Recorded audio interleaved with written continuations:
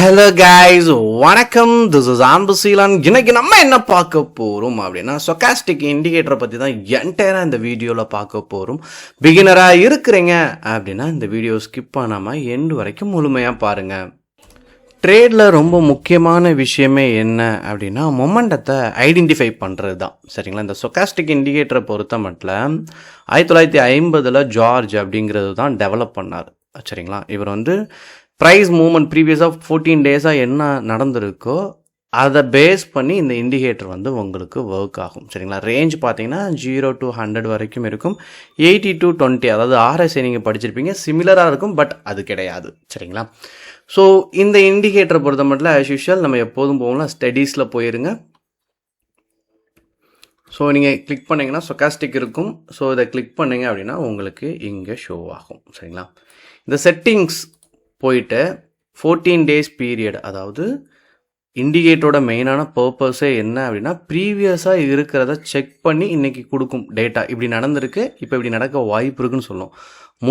முழுவதுமாக என்ன பண்ணிடக்கூடாது, இண்டிகேட்டரை பேஸ் பண்ணியே என்ன பண்ணிடக்கூடாது, ட்ரேடை எக்ஸிக்யூட் பண்ணக்கூடாது. அது ஏன் பண்ணக்கூடாது அப்படிங்கிறத லைவ் எக்ஸாம்பிளோட சொல்கிறேன்.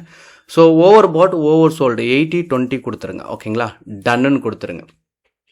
இப்போது ஒரு இண்டிகேட்டர் நம்ம பயன்படுத்துகிறோம்.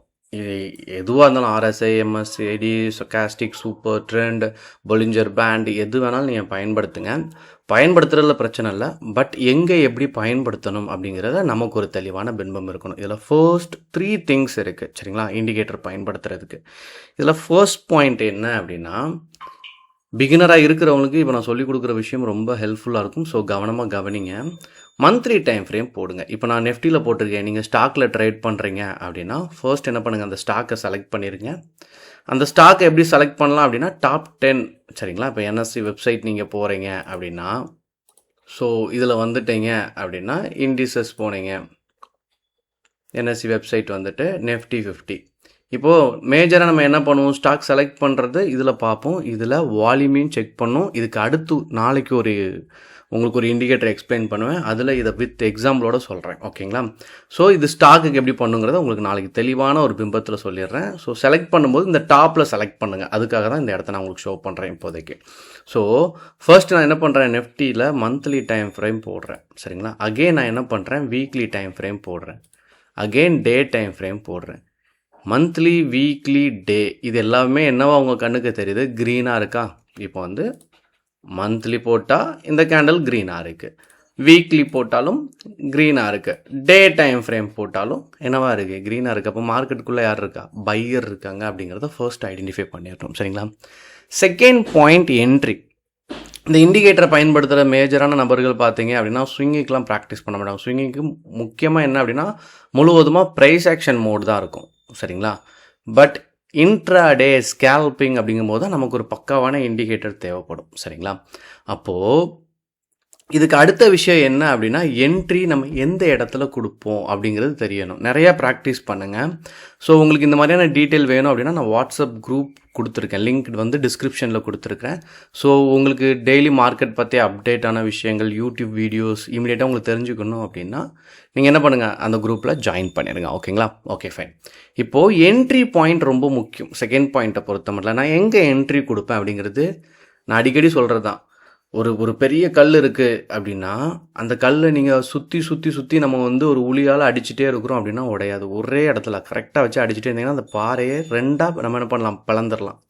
ஸோ அந்த மாதிரி தான் கான்செப்ட். ஒரு ஸ்ட்ராட்டஜி, ஒரு டைம் ஃப்ரேம், ஒரு ஸ்ட்ராட்டஜி, ஒரு இண்டிகேட்டர் அதை ப்ராப்பராக தொடர்ந்து ஃபாலோ பண்ணால் மட்டும்தான் சக்ஸஸ் அப்படிங்கிறது ஈஸியாக நம்ம கொண்டு வர முடியும். இதில் இன்ட்ராடேயை பொறுத்த மட்டும் இந்த 5 minutes 10 minutes இந்த மாதிரியான டைம் ஃப்ரேம் யூஸ் பண்ணுறத கொஞ்சம் அவாய்ட் பண்ணுங்கள். பிகினராக நீங்கள் ஒரு 2 yearsக்குள்ளே தான் இருக்குது, உங்களுக்கு அனுபவம் இருக்குங்கிற பட்சத்தில் இதை அவாய்ட் பண்ணிவிட்டு 1 hour 2 hour 3 hour time frame use பண்ணுங்கள். இப்போது நான் மந்த்லி கேண்டில் போட்டேன், வீக்லி கேண்டில் போட்டேன், அப்புறம் 1 day டைம் ஃப்ரேமும் நான் யூஸ் பண்ணிட்டேன். சரிங்களா? இது வரைக்கும் எனக்கு என்னவா தெரிஞ்சிச்சு அப்படின்னு கேட்டீங்க அப்படின்னா க்ரீனாக தான் தெரிஞ்சிச்சு. அப்போது உள்ள மார்க்கெட்டுக்குள்ளே யார் இருக்கான்னு நான் சொன்னேன், பையர் இருக்காங்க அப்படிங்கிறது உங்களுக்கு தெரியும். சரிங்களா?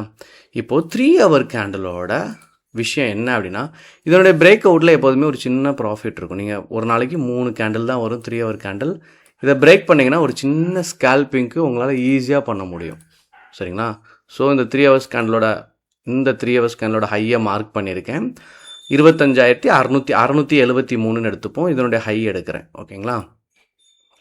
பார்த்துட்டீங்க அப்படின்னா 712 கிட்டத்தட்ட 39 பாயிண்ட் 40 பாயிண்ட் பக்கம் என்ன வரும், சின்னதாக தான் தெரியும். பட் இங்கனுக்குள்ளே உங்களுக்கு ஒரு 10 பாயிண்ட்ஸ் இமீடியட்டாக உங்களால் என்ன பண்ண முடியும், ப்ராஃபிட்டை மேக் பண்ண முடியும். சரிங்களா? இது செகண்ட் பாயிண்ட். தேர்ட் பாயிண்ட் என்ன அப்படின்னா சப்போர்ட் அண்ட் ரெசிஸ்டன்ட். எப்போதுமே நான் அடிக்கடி சொல்கிற விஷயம், நீங்கள் தொடர்ந்து நல்லா ட்ராப் பண்ண மட்டும் கற்றுக்கிட்டீங்க அப்படின்னா சக்ஸஸ் ரேஷியோ அப்படிங்கிறது உங்களுக்கு இதில் பயங்கரமாக இருக்கும். இப்போது நான் ட்ரெண்ட் லைன் ட்ராப் பண்ண நல்லா ப்ராக்டிஸ் பண்ணுங்கள். சரிங்களா? இது எப்படி அப்படிங்கிறதே நல்லா வரைஞ்சி பார்க்க தான் உங்களுக்கு அந்த புரிதலே வரும். ட்ரெண்ட் லைன் எங்கே கட்டானா எங்கே வரைக்கும் ஷோ ஆகும், எங்கே வரைக்கும் போகுங்கிறத நல்லா ட்ராப் பண்ணி பழகிடுங்க. ஸோ 2 இடத்துல நம்ம என்ட்ரி கொடுக்கலாம். ரைட்டாக? ஒன்று சப்போர்ட்லேருந்து ரெசிஸ்டன்ட் நோக்கி போகும்போது பைக்கு என்ட்ரி, அப்புறம் ட்ரெண்ட் லைனை கட் பண்ணிச்சுன்னா என்ட்ரி கொடுக்கலாம். இது பைக்கு 2 என்ட்ரி. அதேமாதிரி செல்லுக்கு நல்ல ஒரு டவுன் ட்ரெண்ட் ஆயிடுச்சு, ரெசிஸ்டன்ட் ரீச் ஆகி டவுன் ட்ரெண்ட் ஆகுதுன்னா செல் என்ட்ரிக்கு போகலாம். அதேமாதிரி ட்ரெண்டை கட் பண்ணிச்சுன்னா நம்ம என்ட்ரி கொடுக்கலாம். இதுதான் பேசிக்காக இருக்கக்கூடிய விஷயம். சரிங்களா? அப்போது இங்கே நான் என்னெல்லாம் புரிஞ்சுக்கிறேன்னு பாருங்கள். ஃபர்ஸ்ட், மார்க்கெட்டுக்குள்ளே யார் இருக்கான்னு பார்க்குறேன். பையரா செல்லரா அப்படிங்கிறத பார்க்குறேன். அது மந்த்லி வீக்லி அந்த மாதிரி நான் செக் பண்ணுறேன். ரெண்டாவது விஷயம் என்ன அப்படின்னா, எனக்குன்னு ஒரு ஸ்ட்ராட்டஜி இருக்குது, அதுக்குன்னு ஒரு டைம் ஃப்ரேம் இருக்குது. அந்த டைம் ஃப்ரேமில் நான் தொடர்ந்து ப்ராக்டிஸ் பண்ணிகிட்டு இருக்கேன். அது என்னவாக இருக்கும், அந்த டைம் ஃப்ரேம் சப்போர்ட்லேருந்து ரெசிஸ்டன்ட் நோக்கி போகிற மாதிரி உங்களுக்கு ஒரு ட்ராவல் தெரிஞ்சிச்சு அப்படின்னா ரொம்ப கிளியர் கட்டான ஒரு வியூ நமக்கு கிடச்சிருச்சு. இப்போ தான் நம்ம என்ன பண்ணணும், இண்டிகேட்டரோட சப்போர்ட்டை எடுக்கணும். சரிங்களா? இப்போது அக்யூரசி அதிகமாக வேணும் அப்படின்னா இதனுடைய கான்செப்டை புரிஞ்சுக்கிங்க. அதாவது ஒரு கம்பெனி என்ன பண்ணுது அப்படின்னா 100 ஷேரை வெளியில் விட்டுருக்காங்க. ஓகேவா? எக்ஸாம்பிளுக்கு பிகினராக இருக்கிறவங்களுக்கு புரியுறதுக்காக சொல்கிறேன். இதை 90% வாங்கிட்டாங்கன்னா என்ன ஆகும், 10% வாங்கலை. அப்போது விற்கிறவங்க அதிகமாக இருப்பாங்களா, வாங்குறவங்க அதிகமாக இருப்பாங்களா? ஏன்னா நல்ல ப்ரைஸுக்கு ரீச் ஆயிடுச்சு. இங்கே 80 கொடுத்துருக்குமா, நான் எக்ஸாம்பிள் சொல்கிறேன், இதை 80 மாற்றிப்போம், அப்போ தான் புரியும். சரிங்களா? 80 நிறையா பேர் வாங்கிட்டாங்க அப்படின்னா என்ன பண்ணுவாங்க, செல் பண்ணுவாங்க. இதே இது நிறைய பேர் விற்றுட்டாங்க. சரிங்களா? 80லேருந்து டக்குன்னு என்ன வந்துருச்சு அப்படின்னா 20 வந்துருச்சு. அகெயின் உள்ளே யார் வருவா, பையர் தான் வரணும். ஏன்னா எல்லோரும் விற்றுட்டாங்க, திரும்ப வாங்கி தான் ஆகணும். வாங்கினப்புறம் மேலே போகும். இப்போது சப்போர்ட் அண்ட் ரெசிஸ்டண்ட்டோட கிளாரிட்டி சொல்கிறேன். இதில் இந்த 80க்கு அப்பில் போயிடுச்சா, ட்ராவல் ஆகிருக்கா, 80க்கு மேலே இருக்குது. சரிங்களா? இங்கேருந்து கரெக்டாக பாருங்கள், செல் ஸ்டார்ட் ஆகும். 80 ரீச் ஆன உடனே என்ன பண்ணிடக்கூடாது, சிலவங்க என்ன பண்ணுவாங்க அப்படின்னா செல் என்ட்ரிக்கு ப்ராக்டிஸ் பண்ண 80 தான் ரீச் ஆகிடுச்சு, நீ செல் நினைப்பாங்க. அப்படி இல்லை, 80 தாண்டி மேலே போகும். இந்த இடத்துல சப்போர்ட் அண்ட் ரெசிஸ்டன்ட் ட்ராப் பண்ணுங்கள். ட்ராப் பண்ணும்போது கிளிக் ஆகிடுச்சு, இங்கேயும் 80க்கு மேலே போயிடுச்சு. சப்போர்ட் அண்ட் ரெசிஸ்டன்ட் பாயிண்ட்டை ரீச் ஆகிடுச்சு. அப்படிங்கிற பட்சத்தில் நீங்கள் என்ன பண்ணலாம், ட்ரேடை எக்ஸிக்யூட் பண்ணலாம். ஸோ இண்டிகேட்டருங்கிறது ஒரு சின்ன விஷயந்தான். இண்டிகேட்டரே எல்லோரும் என்ன பண்ணுவாங்கன்னா பேஸ் பண்ணி ட்ரேடை எக்ஸிக்யூட் பண்ணுவாங்க. அந்த மாதிரி பண்ணவே பண்ணாதீங்க.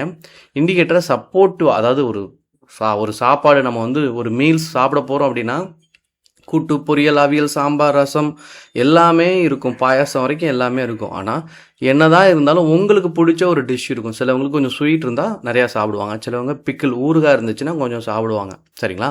அதிகமாக அந்த ஃபுட்டை எடுத்துப்பாங்க. ஸோ அந்த ரீசன் மாதிரி எடுத்துக்கோங்க. இண்டிகேட்டர் சின்ன சப்போர்ட், சரிங்களா, ஃபேக்டராக வச்சுக்கோங்க. ஆனால் மெயின் டிஷ் என்ன, ரைஸ் எல்லாமே, இதெல்லாம் technical analysis, support and resistant, time frame, இது எல்லாமே இருக்குது. எங்கே பையர் வருவாங்க, இன்னொன்று வால்யூமை பேஸ் பண்ணி இருக்குது. அது நாளைக்கு வரக்கூடிய வீடியோவில் உங்களுக்கு தெளிவாக கொடுக்குறேன். சரிங்களா? அப்போது ப்ராக்டிஸ் ரொம்ப முக்கியம். இண்டிகேட்டரை பொறுத்த மட்டும் பிரச்சனையே கிடையாது. சப்போர்ட்லேருந்து ரெசிஸ்டண்ட்டை நோக்கி போகும்போது 80க்கு மேலே இருந்தால் செல்லு, 20 கீழே இருந்தால் பை அப்படிங்கிறது புரிஞ்சுட்டிங்கன்னா you will become a good trader. Thank you so much. Bye.